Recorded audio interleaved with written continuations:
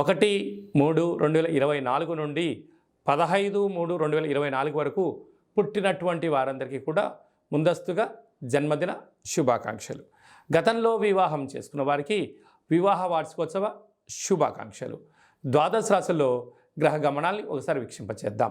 సింహరాశి వారు మహాశివరాత్రి సందర్భంగా, ఆదివారం అమావాస్య సందర్భంగా ఎలాంటి విధి విధానాలు పాటించాలో ఈ వీడియోలో సవివరంగా సంపూర్ణంగా తెలుసుకుందాం. సింహరాశిలో ఏ నక్షత్రాలు వస్తనగా మఖా నక్షత్రంలోని 4 పాదాలు, పుబ్బా నక్షత్రంలో 4 పాదాలు, ఉత్తరా నక్షత్రంలో 1 పాదం కలిపితే సింహరాశి.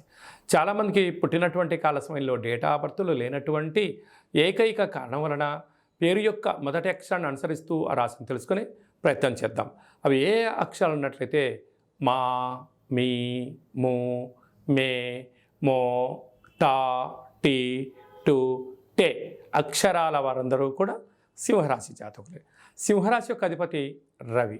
వీరికి ద్వితీయంలో కేతువు, 6వ స్థానంలో కుజ శుక్ర సంచార స్థితి, సప్తమంలో రవి బుధ శని సంచార స్థితి, అష్టమంలో రాహు సంచార స్థితి, భాగ్యంలో గురు సంచార స్థితి ఉన్నప్పుడు స్వల్పమైనటువంటి వృత్తులలో, ఉద్యోగాల్లో, వ్యాపారాల్లో ఆటంకాలు ఉండినను మౌనంగా ఉండడం, ధ్యానంగా ఉండడం, ప్రతి విషయాన్ని క్షుణ్ణంగా తెలుసుకోవడం, అనర్గళంగా మాట్లాడే స్థితి అయితే మాట్లాడుకోవడం, లేకుంటే తల్లిదండ్రుల సహాయం కానీ గురువుల యొక్క సహాయం తీసుకొని సమస్యను వేసే ప్రయత్నం చేయగలగాలి. అంతా నాకు తెలుసు కదా అని మీరు అనుకుంటావో మనకి ఏమీ తెలియకుండా ఉండేది పోతుంది, ఉంచుకునేది పోతుంది, రాబోయేది రాకపోవడం జరుగుతుంది.